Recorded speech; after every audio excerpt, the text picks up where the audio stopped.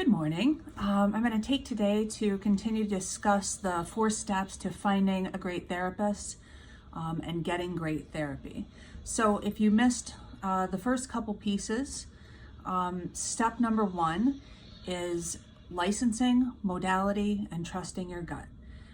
In other words, figuring out by simple Google search what the letters after a clinician's name means. Just punching it in. Because there are so many different types of licenses that it totally has an impact on the kind of treatment you might ultimately get.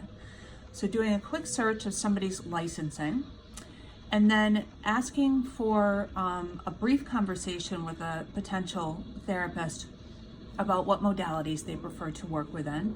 I keep giving the example of the difference between something like cognitive behavioral therapy versus psychodynamically influenced therapy. Those are only 2 examples, and there's probably hundreds of different modes of therapy. So that's a pretty big question that you want to know before entering treatment with somebody.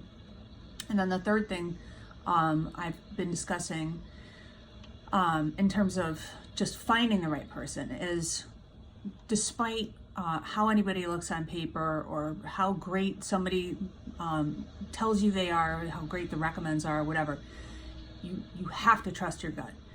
If you walk into a session, first couple sessions with a counselor, and you just feel that this is not right, despite the hassle of starting all over again from scratch, which it definitely is a hassle, nobody wants to do that, it's a really big gift you can give yourself. So if your gut is telling you no, even if everything else is telling you yes, in terms of being a good match with a clinician, just get out of there and don't even think about it anymore. And then the second step to finding and getting great therapy, which I talked about yesterday, is the need for you as a client to be as honest as you possibly can. Sometimes it's not really available to us because we're in denial or we're lying to ourselves.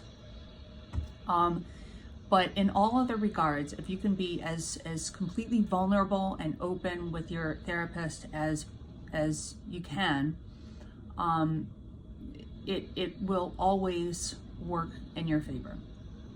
And then step number 3, which I'll talk about a bit today, is the idea of perhaps inviting other people from your life into your therapeutic treatment.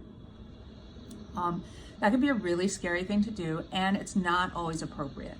So say, for example, you are a wife who's been physically abused by your husband. That is probably not a great situation to invite somebody else in. And there are several, if you've been sexually abused by a family member, all sorts of reasons that you might not want somebody in.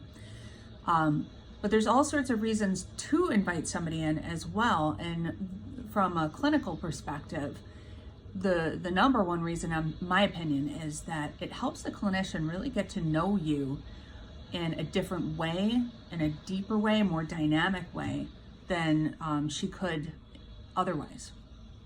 So if I have a client bring in, their partner for one session or their child for one session or whoever it may be, just observing their interactions, how they speak to each other, and how the client kind of transforms into somebody that I've never encountered before, because we all are chameleons, right? We change our behaviors based on who we're interacting with.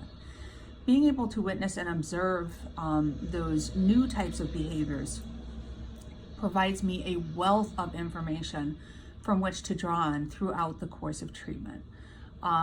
And just in terms of the client's perspective, it is an opportunity to sort through old hurts and old wounds.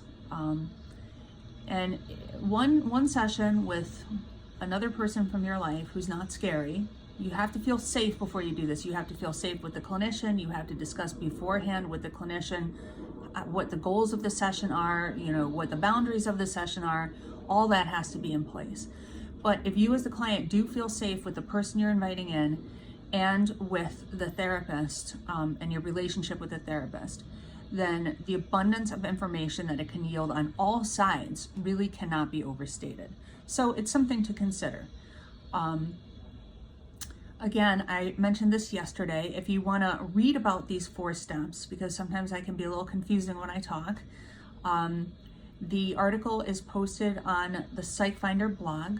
So just scroll all the way through on the website to the bottom of the page where it has the social media tabs and click on YouTube. Or sorry, just click on the blog. If you want to see this, you click on YouTube. And you'll find this very clearly articulated and just laid out for you so you can follow it step by step. So tomorrow will be the final day I'm talking about this, step 4, and I'm sure you can't wait to find out what that is. So I will see you soon. Have a great day. Thanks.